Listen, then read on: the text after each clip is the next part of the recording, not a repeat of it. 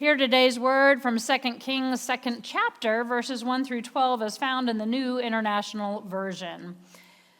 When the Lord was about to take Elijah up to heaven in a whirlwind, Elijah and Elisha were on their way from Gilgal. And Elijah said to Elisha, "Stay here, the Lord has sent me to Bethel." But Elisha said, "As surely as the Lord lives and as you live, I will not leave you." So they went down to Bethel. The company of the prophets at Bethel came out to Elisha and asked, "Do you know that the Lord is going to take your master from you today?" "Yes, I know," Elisha replied, "so be quiet." Then Elijah said to him, "Stay here, Elisha, the Lord has sent me to Jericho." And he replied, "As surely as the Lord lives and as you live, I will not leave you."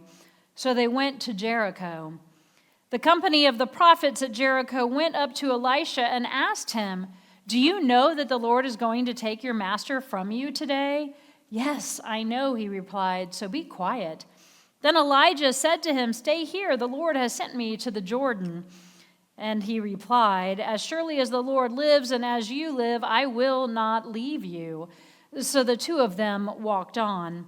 50 men from the company of the prophets went and stood at a distance, facing the place where Elijah and Elisha had stopped at the Jordan.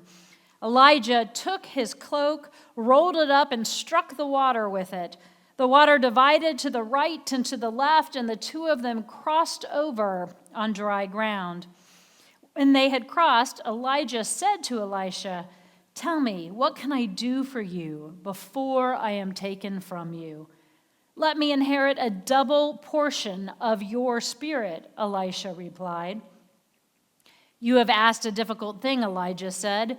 "Yet if you see me when I am taken from you, it will be yours. Otherwise, it will not."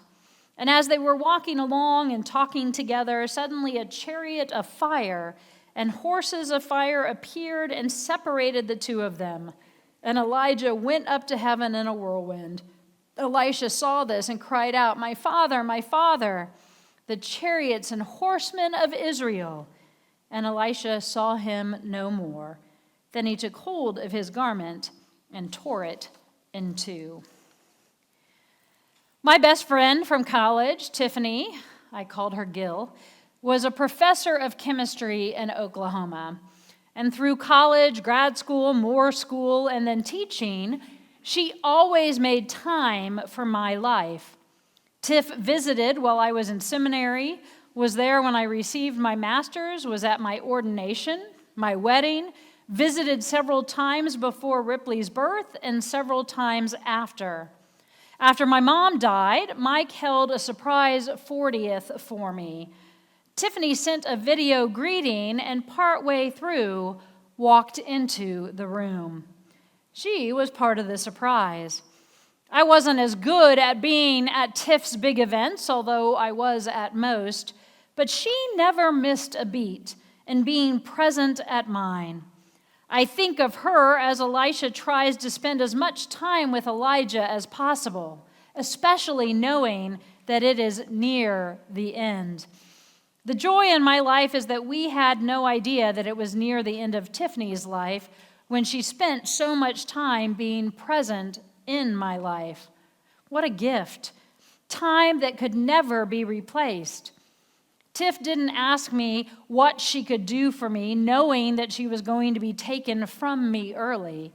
Tiff asked me every time we were together or on the phone or texting, without using the direct words, what she could do for me, because she loved me, because she wanted the best for me, because she was a good friend, the best kind. When Tiff was killed, it was one of the hardest times of my life. It seemed so unnecessary, so unfair, I was so angry at the person that took her from us. But in looking back, I am so blessed to have known Tiffany as I knew her. We didn't get to have closure before she departed this earthly life, but I don't have any doubts about who we were to each other. It is as if Tiff was always asking me, "What can I do for you?" and sometimes just doing it without any verbal response from me. Wouldn't it be great if all of our relationships could be so complete? Wouldn't it be great if so many of us didn't wait to ask the other what they need from us until we know we are in our last moments? Death is something that we have trouble talking about. It is a natural part of every life, part of the cycle, yet we try to deny it, turn from it, pretend it doesn't happen to ourselves or those that we love. And grief is something that I have had too much of in my lifetime. That is true for most of us. Yet most of us try to hide our grieving and declare that we're fine, we're just fine, much earlier than we are or ever will be again. Well, one of my elementary friend's husbands died just over 2 months ago, very unexpectedly. She is one of the first of my friends to experience the death of a spouse or partner. I have been trying to just let her know that she remains in my thoughts on a regular basis. She recently posted a poem by Gwen Flowers that spoke to me. I had my own notions of grief. I thought it was a sad time that followed the death of someone you love, and you had to push through it to get to the other side. But I'm learning there is no other side. There is no pushing through, but rather there is absorption, acceptance. Grief is not something you complete, but rather you endure. Grief is not a task to finish and move on, but an element of yourself, an alteration of your being, a new way of seeing, a new definition of self. As Christians, we try to find the sweetness of death through eternal life, and we often share platitudes with one another about how everything is better now, the pain is over, God needed them, don't worry, you'll see them again. I know, I've said some of these same things myself, but when I have found myself in a time of loss, none of these sentiments were actually helpful. I believe in our spirits living on, but that has never helped me to move into a time of happiness any faster in my own loss. Do you know what Jesus did when he learned of the death of his friend Lazarus? He wept. It is a Christ-like response to someone's grief to grieve with them. We don't need to spout platitudes of stoic strength to one another. Just weep. Grieve together, because that's what Jesus did. What a gift Elisha was given in knowing that Elijah was going to be taken from him. So often it is not until we know that death is at hand or even after death has occurred that we begin to realize how much more we really wanted from the one that has been taken from us. We realize that we weren't there for each other in the way that we wanted to be. There is a quote attributed to Anne Frank that probably isn't actually hers, but is powerful nonetheless. Dead people receive more flowers than living ones because regret is stronger than gratitude. Wow.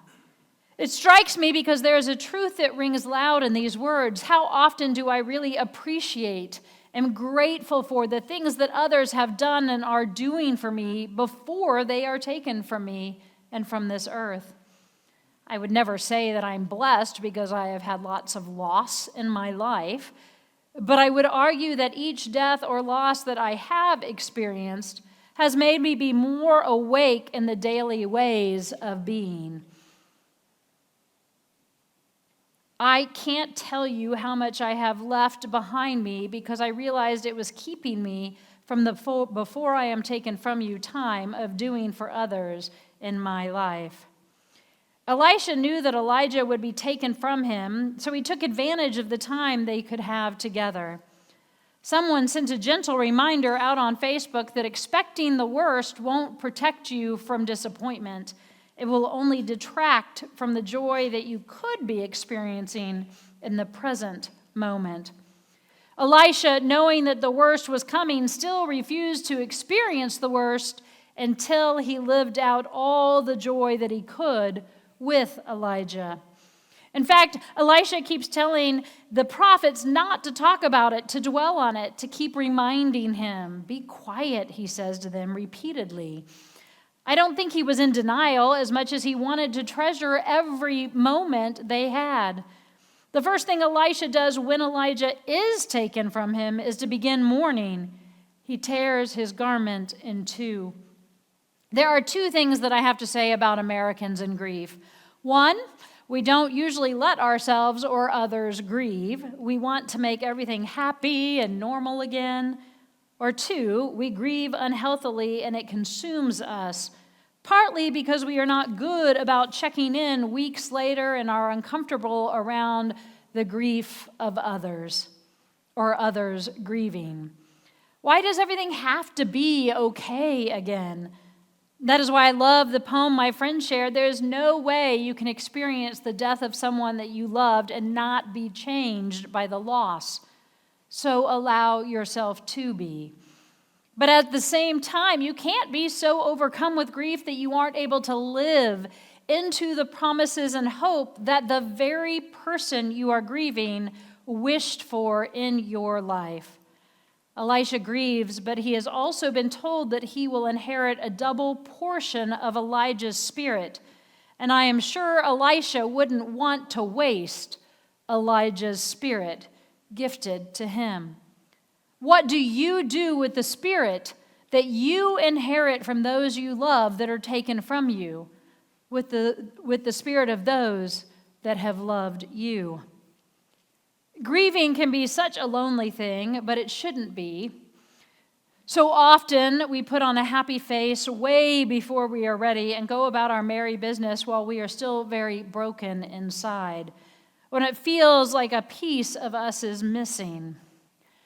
My friend Aaron recently posted that sometimes you might feel like no one's there for you, but you know who's always there for you? Laundry. Laundry will always be there for you. Of course, I thought the same thing. Surely my camp counseling friend was reminding all of us about the presence of Jesus or God. Although I found great truth in the words she shared, laundry is always there. If you need someone to grieve with, know that Jesus will grieve with you. If you need to still be grieving, then let your friends know where you are emotionally.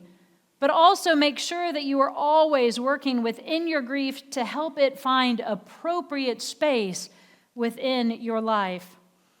Ask yourself and those you love, maybe even those you just like a little bit, what can I do for you? And don't wait until the very end of life.